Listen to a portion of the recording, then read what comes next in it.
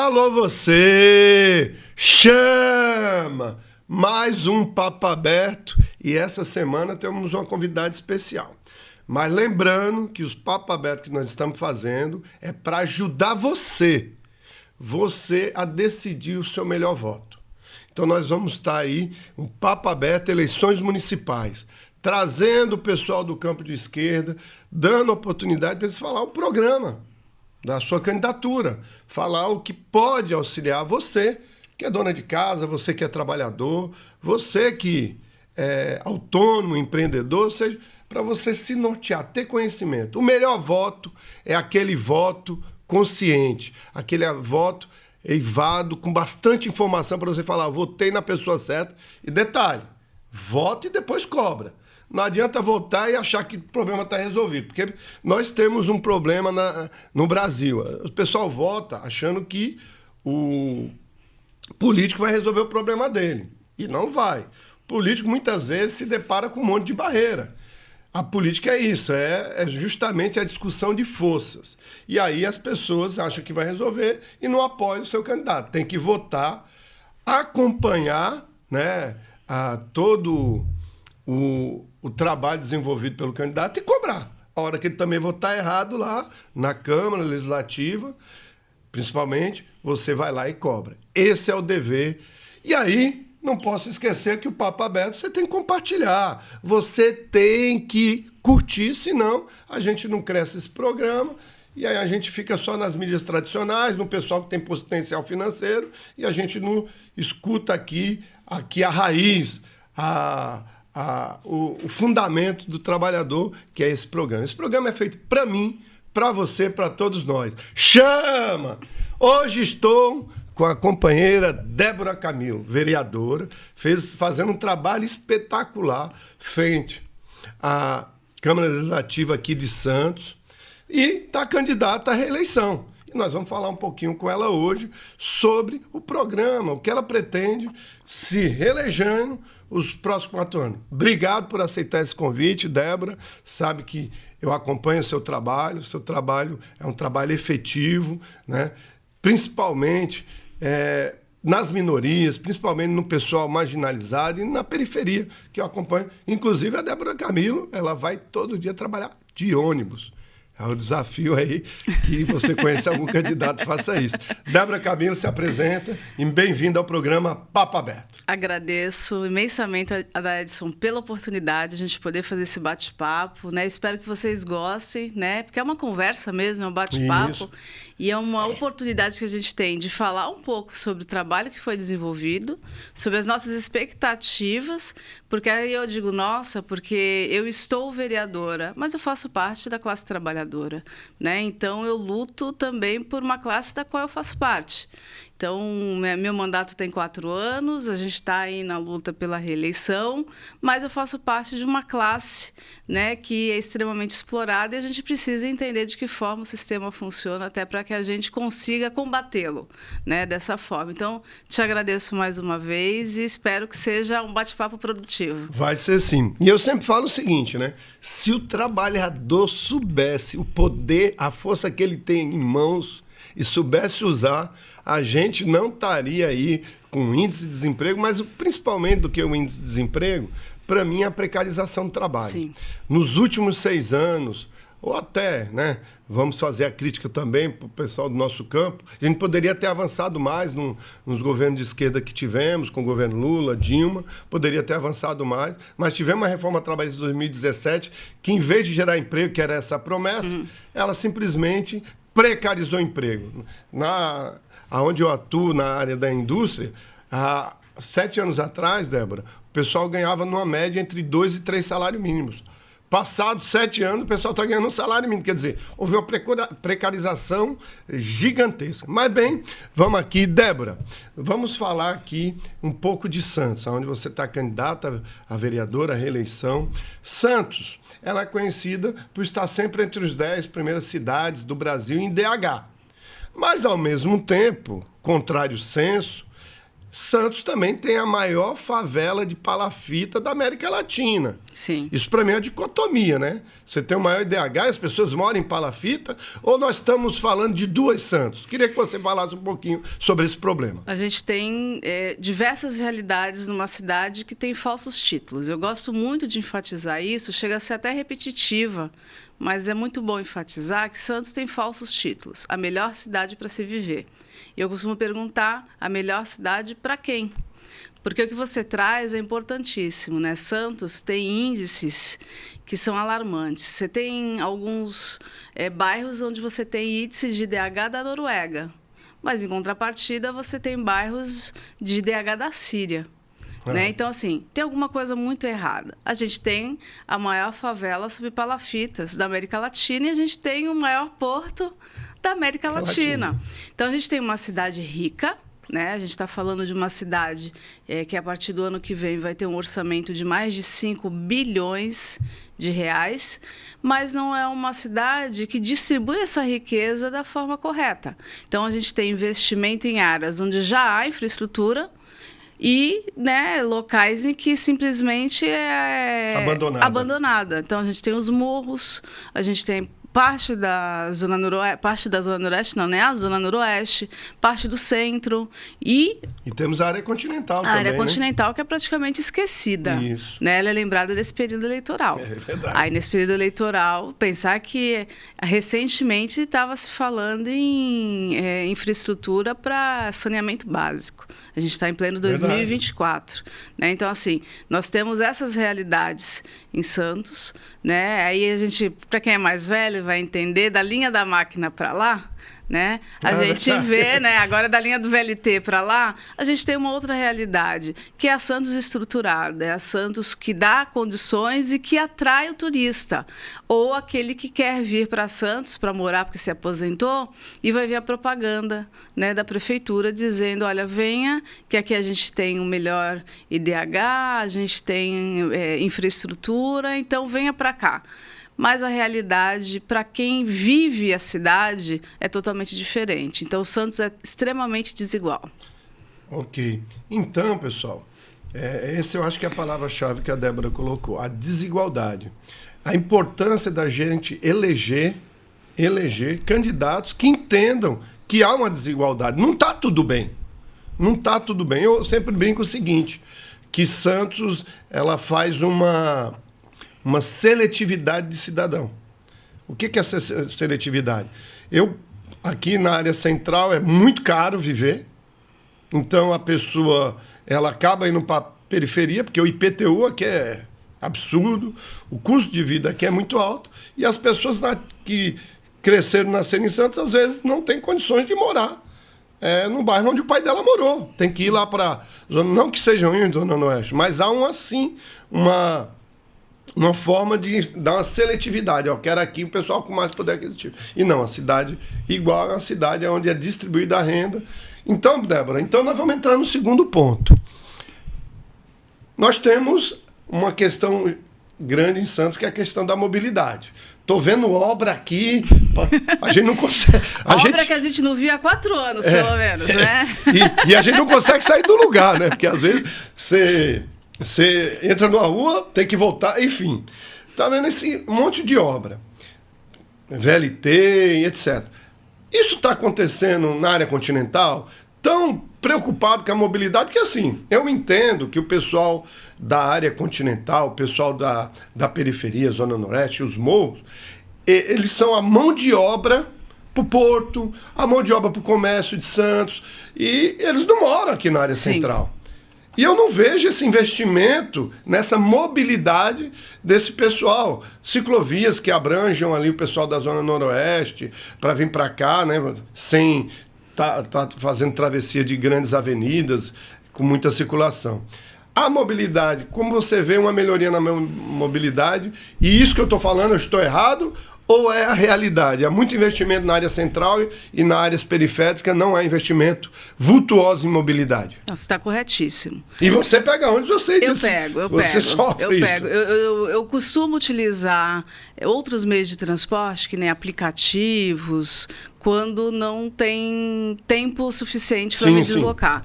Mas no dia a dia eu utilizo o ônibus como eu sempre usei, não é uma prática agora da eleição. Eu sei disso. Então eu sempre utilizei, porque é um meio de transporte que facilita, né, para mim, né? Ainda é o mais barato, mesmo ele não sendo tão barato assim. Você não tem uma tarifa barata em Santos, você paga R$ 5,25 numa tarifa que é uma das mais caras do país. Pelo percurso, Pelo percurso, né?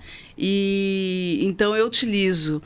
E o que você colocou é correto, né? A gente está num período eleitoral em que a gente está vendo aí diversas obras no mesmo momento que poderiam ter sido feitas durante todos esses 3 anos e meio.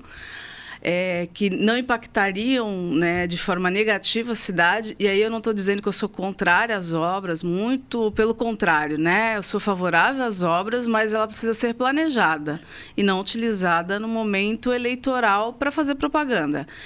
E quando a gente fala da concentração das obras, ela é uma realidade. A primeira fase do VLT, eu lembro que a gente costumava dizer que o VLT liga nada a lugar nenhum. E por que a gente afirmava isso? Porque as pessoas que mais necessitavam, né, mais necessitam desse modo de locomoção não foram as contempladas naquele momento. E a gente está falando das pessoas que moram, né, na área continental, não só de Santos, a gente está falando de Santos, São Vicente, a gente está falando de Praia Grande. Sim. Né? Esse deslocamento que, para quem utiliza isso, né, diariamente, a gente está falando de pessoas que passam 2 horas dentro de um ônibus. É a coisa mais absurda. Ah, mas é isso? É isso. Né? As pessoas para se deslocar. E o trabalhador, ele se desloca entre as cidades. Então, não há nem esse diálogo metropolitano entre os prefeitos, não existe isso. Então, cada um vai fazendo aquilo que é melhor para a sua cidade. E Santos ainda tem essa vantagem, se a gente pode dizer assim, em cima dos outros municípios, porque ela tem mais recursos, então ela acaba fazendo o que é melhor para ela e deixando de lado o diálogo metropolitano, e a gente não consegue fazer com que a população que precisa realmente ser beneficiada com as obras, seja beneficiada. Em algum momento isso vai acontecer? Vai, mas quando? A gente vai esperar o quê? A cada 4 anos, uma explosão de obras, né, que vai inviabilizar a vida de um monte de gente. E aí tem eu estava até conversando recentemente com um amigo, falando sobre essa questão das obras, da forma que estão acontecendo. Imagine uma tragédia, e a gente já viveu isso, né, em 2020, lá em março, quando teve aquelas chuvas, que a gente perdeu diversas pessoas na região. Imagine uma tragédia daquela magnitude num momento como esse de obras. Imagine, ninguém circula, a cidade não funciona, a ajuda não vai chegar para quem necessita, e tudo isso tem que estar no planejamento. Sim. Né? A gente está num momento de crise climática, que as coisas acontecem no dia. Olha o que aconteceu no Rio Grande do Sul, e a gente está numa cidade que, infelizmente, tem essa possibilidade. Então, assim, nada é pensado, né, para facilitar a vida das pessoas. É pensado somente para ter vantagem política. Então, o que a gente vê hoje de obras são obras em locais em que já existe, de alguma forma, uma estrutura, a oferta, né, já de... Sim. E a gente vai deixando de lado quem realmente necessita. E você tocou num ponto importante. Eu sempre fiz esse debate, porque, assim, Santos, de certa forma, ela é a capital da região metropolitana da Baixada Santista. Então, era um dever ser do seu executivo capitanear esse título e fazer que houvesse uma integração entre as cidades, que realmente não há. É cada um por si. Né? Salvo engano, um ônibus de Santos, ele não sai aqui e passa em uma parte de São Vicente e volta para Santos. Ele tem uma linha ali que ele vai seguir e a pessoa de São Vicente vai ter que pegar 2 ônibus. Sim. Né? E outro ponto que eu acho que, em que pese a gente ter ciclovias, elas não são integradas, ao meu ver. As ciclovias deveriam ser integradas porque a gente tem... Eu mesmo sou da região, né? Morei 40 anos no Guarujá, estou há 7 em Santos, mas a minha infância e a minha adolescência foi em cima da bicicleta. Passando vinha pela Balsa. Pela Balsa, vinha passando, dizia para São Vicente, ia para Praia Grande. Cansei de fazer. Ia procurar emprego de bike. Sim. Eu me lembro que certa vez eu fui. Soube que tinha vaga de emprego ali na área da Piratininga, que tem a Coca-Cola. Falaram, a Coca-Cola está contratando. Só que tem aquela que chega lá às 6 horas da manhã. E você saiu do Guarujá? Eu saí do Guarujá 4 horas da manhã de bike. Né? Mesmo porque na época ainda não tinha nesses ônibus à noite. Aí foi eu e mais 2 amigos. E chegamos lá de bike, entregamos o currículo e tal. Nunca fui chamado. Estou esperando até hoje. Mas... Agora também não precisa, né? Agora também não precisa. Mas para aqui dar um depoimento, um exemplo de que é necessário, sim, uma integração também da ciclovia, e pensando em meio ambiente, pensando em tudo. Agora vamos para um assunto que é de suma importância, né? Porque a gente sempre fala, né? Mobilidade é importante, moradia é importante, a gente vai chegar lá. Mas eu queria falar um pouquinho com você sobre saúde. Né? É uma percepção, aí não é conhecimento, eu não li nenhum dado. Né?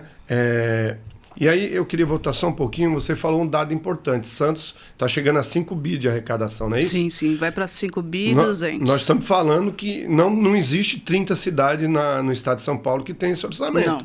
Não existe. Eu li um dado desse recentemente, não está bem claro na minha cabeça, mas quando você falou me chamou a atenção.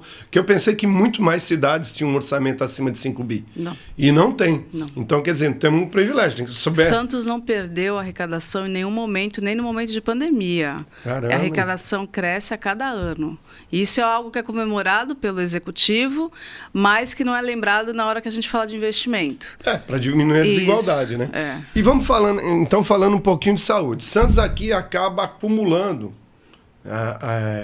pelo menos essa percepção eu tenho, como um morador que fui muitos anos no Guarujá, quando a gente tinha um problema mais sério, mais grave, como lá tinha poucos profissionais, a gente sempre optava em vir para Santos. Sim. Isso acontece pessoal que é de Cubatão, que é o pessoal de São Vicente, mas eu vejo que ainda há uma precariedade na área da saúde. Santos, existe mesmo uma saúde exemplar ou ainda é precária na avaliação? O que podemos fazer para melhorar? É precária. Santos tem um dado que é interessante, onde a maior parte da população tem plano de saúde.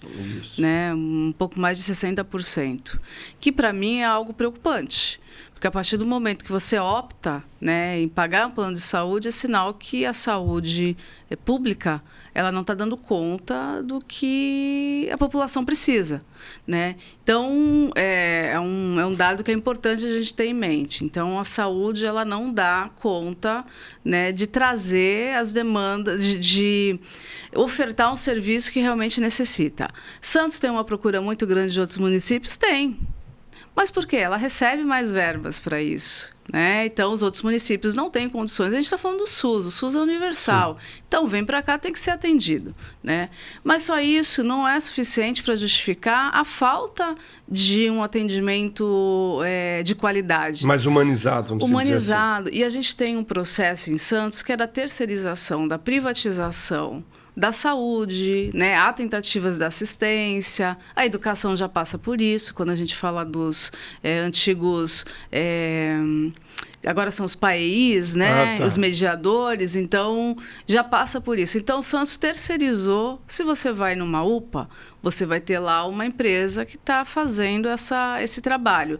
E o que a gente está falando? A gente está passando a verba pública para uma empresa administrar, uma empresa filantrópica, né? Que eu nunca vi empresa que não quer... As OS, estão faladas as OS não querem lucro. Quem cria uma empresa para não ter lucro, né?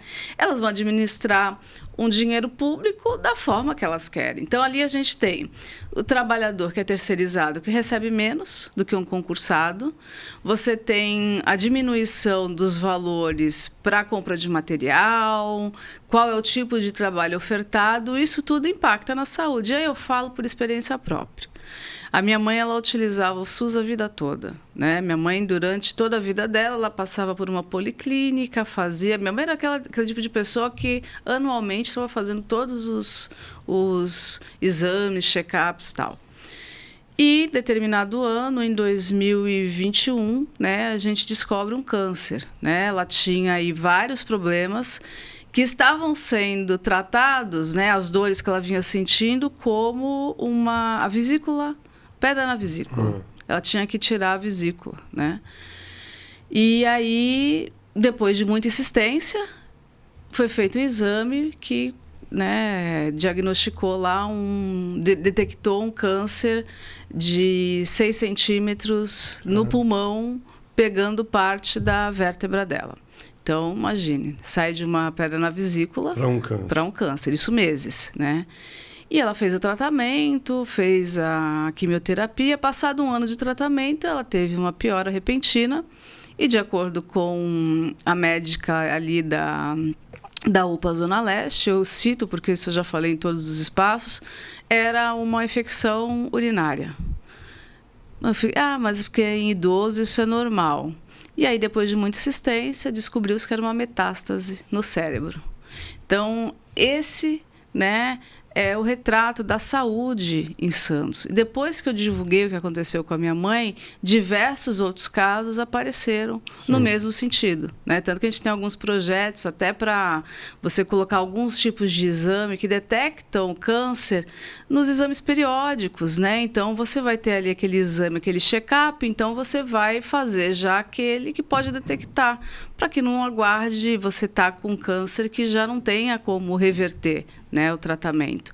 Então, a gente tem uma cidade que é estruturada, mas que não dá o atendimento necessário. Mas é importante também dizer que Santos se utiliza de outros municípios na saúde. Sim. Você pega ali o pessoal do Caruaru, vou citar esse exemplo, que não tem acesso à saúde em Santos, utiliza Bertioga. Sim. Então, Guarujá, inclusive. Guarujá. Então, assim, são cidades com menos estrutura e que prestam esse serviço porque a cidade de Santos não contempla esses moradores.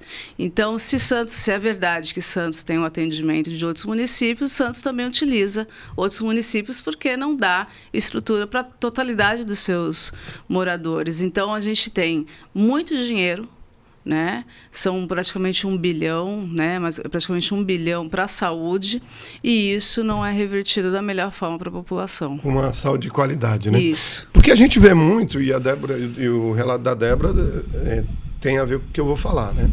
A gente tem a saúde de remediar. Sim. Né? A gente não tem uma saúde preventiva.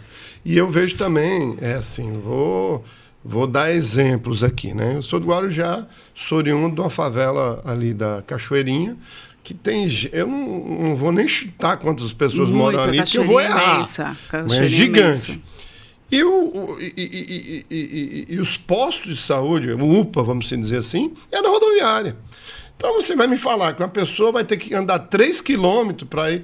Então, assim, eu vejo. Para quem não conhece Guarujá, talvez não tenha a dimensão do trajeto que é. Imagine você adoentado, tendo que fazer esse trajeto. E eu vejo em toda a região metropolitana aqui da Baixada isso. A saúde não chega, não está nos grandes centros periféricos que mais necessitam. E o pior, a saúde não é preventiva. Sim. Não tem ali aquelas campanhas para pessoas se consultar. Tem campanha de dengue, porque traz mais verba, enfim.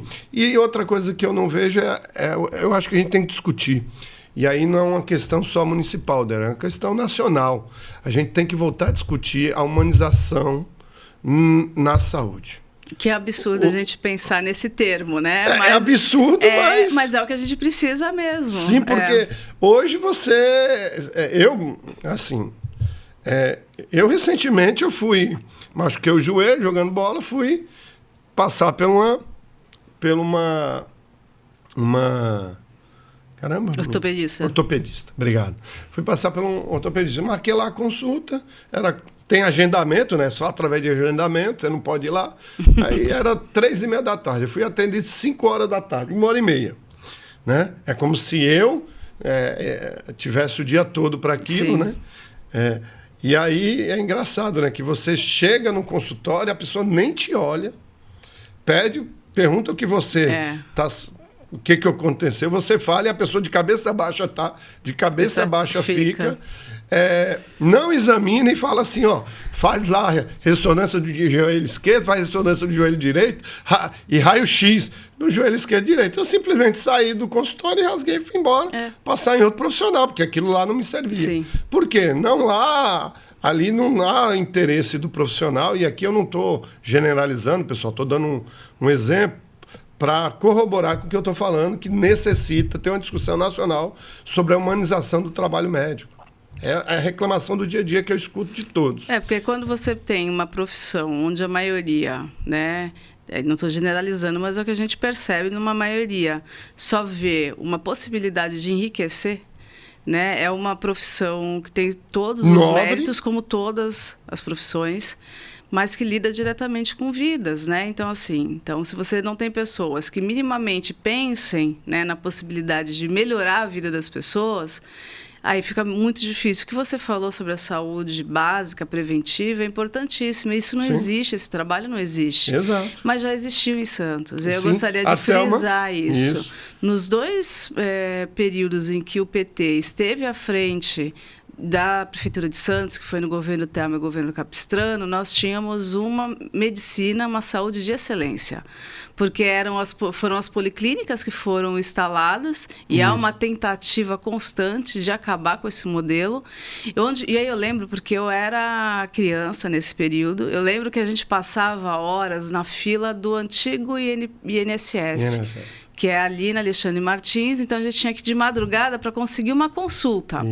E com a vinda das policlínicas, isso acabou. Por quê? Você chegava lá, às vezes você não conseguia o atendimento para o dia, mas dependendo da hora você conseguia. Mas no dia seguinte você tinha especialistas. Você não passava no clínico geral para depois... Não, você tinha especialistas ali.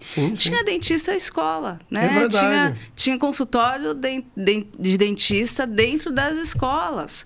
Então, a gente já teve isso. Santos já foi, né, um local onde a saúde humanizada ela existiu. Tanto que Santos, nessas 2 administrações, são exemplo até hoje, são referência. Né?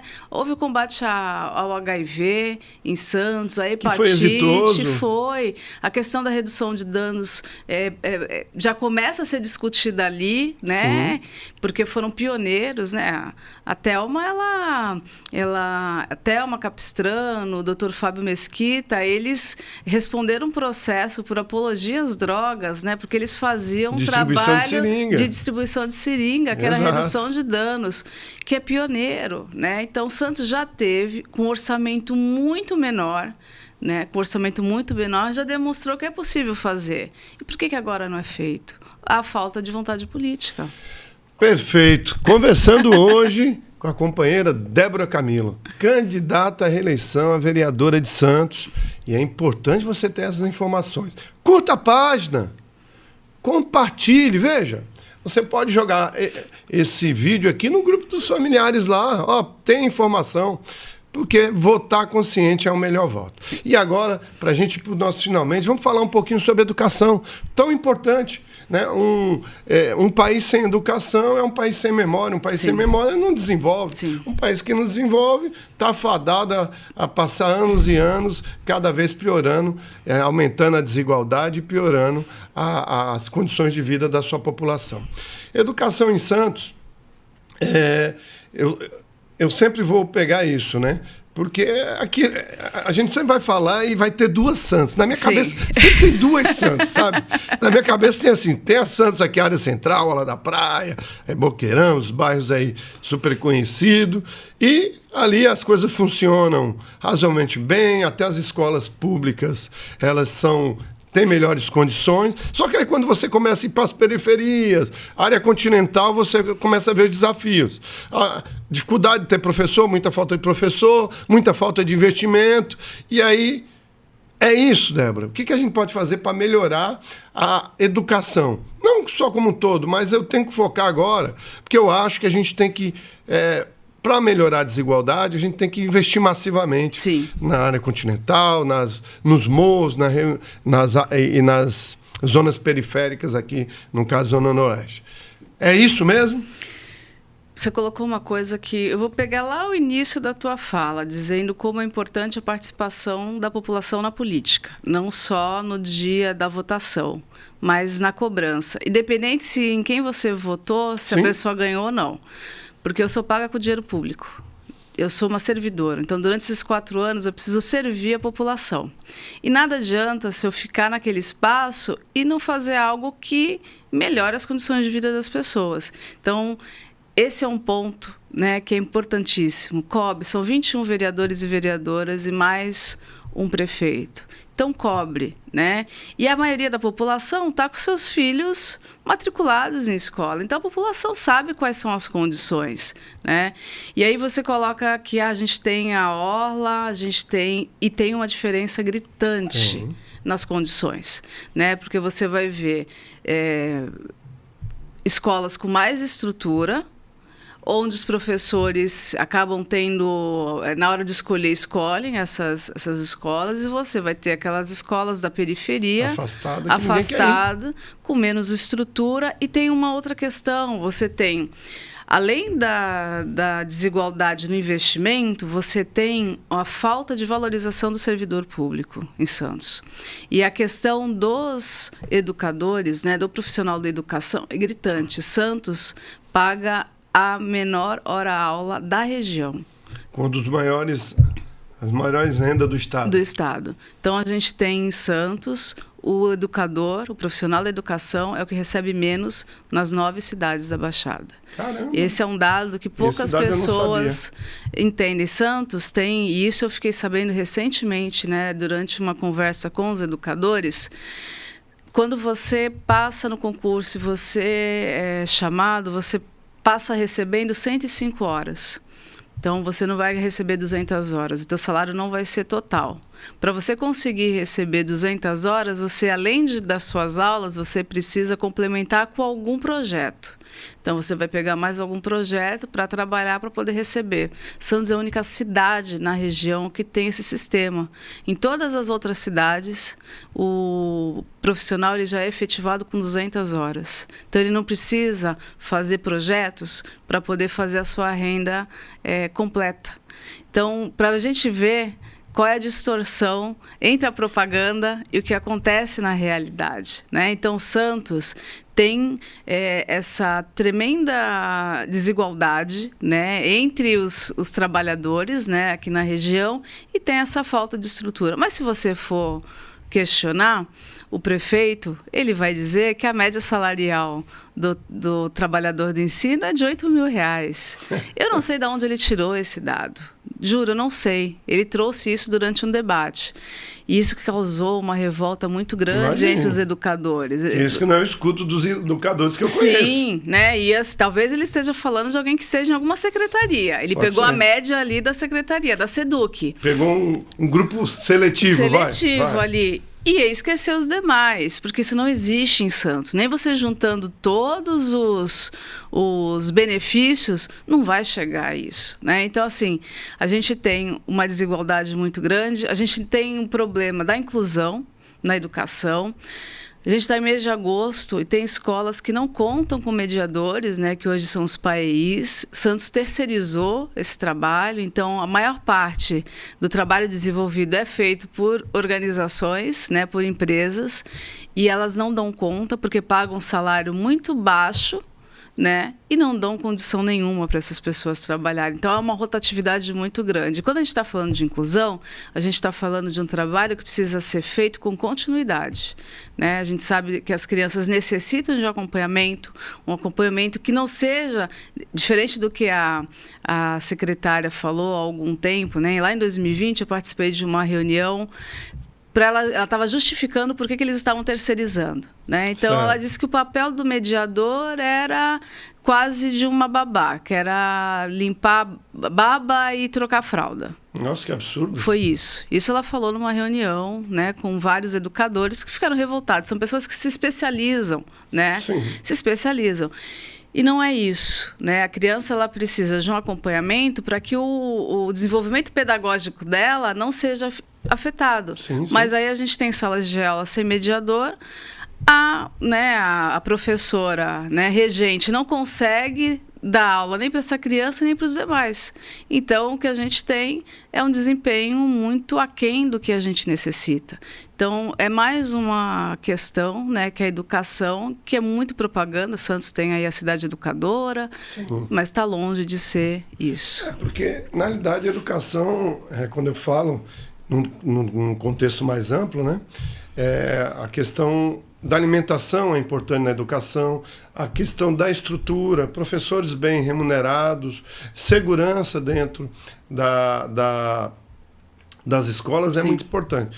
Eu falo para você porque, como eu sempre vou citar exemplo, a gente sempre vai se pautar na nossa experiência de vida. Eu, como sou de área periférica, eu me lembro que boa parte dos meus companheiros iam para a escola para fazer a primeira alimentação. Não é diferente hoje. Eu sei disso. Não é diferente hoje. Eu sei disso. Infelizmente, então, muita coisa não mudou, né? Eu acho que isso deveria ter uma maior atenção. Bem, o tempo... A gente passa se rápido, comprometeu, né? Em fazer o bate-papo 30 minutos, estamos para 35, então a gente tem que finalizar. Mas assim, um papo muito gostoso. Compartilhe, curta a página.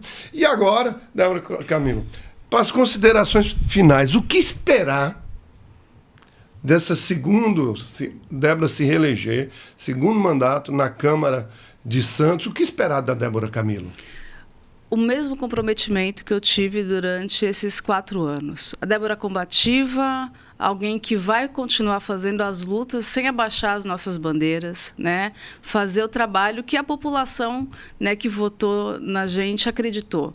Então, a gente vai ter esse mesmo mandato participativo, combativo e que entende, né, que a política, que o orçamento ele precisa ser voltado para a maioria da população, né, para a população pobre, trabalhadora, que gera a riqueza da nossa cidade. E precisamos equilibrar mais essa Câmara de Santos, né? Favor. Está muito desequilibrada essa disputa aí, está muito desequilibrada. Então vamos equilibrar, pessoal. Obrigado a você que está nos assistindo. Débora, quero agradecer muito. Eu também te agradeço muito, Daidson. Excelente conversa que nós tivemos. Acho que dá para clarear muito o que é o trabalho da Débora aí frente à Câmara Municipal, do que a Débora pensa. E aí você está tendo informação. Que lado nós estamos do jogo? É isso. Ah, mas isso não é um jogo, poder é um jogo, poder é uma disputa. A política é uma disputa, é as parcelas da sociedade, por isso que é dividido em partido. Cada um se identifica com aquele partido e está tudo bem. Ninguém aqui está falando que tem que exterminar outro, não. Nós acreditamos na democracia, mas a democracia tem que ter equilíbrio para ter estabilidade. E para ter estabilidade, a gente tem que pôr... O pessoal pensa que para melhorar essa questão da desigualdade, não só em Santos, mas no país. Então, foi muito bom essa conversa com você, muito bom. Você que está nos assistindo, compartilhe esse vídeo, curta, chama! Papo aberto, eleições municipais de Santos. Débora Camilo, muito obrigado. Agradeço. E boa sorte nas eleições, que você se reeleja e continue fazendo esse trabalho excepcional à frente da Câmara Municipal de Santos. Obrigada. Valeu!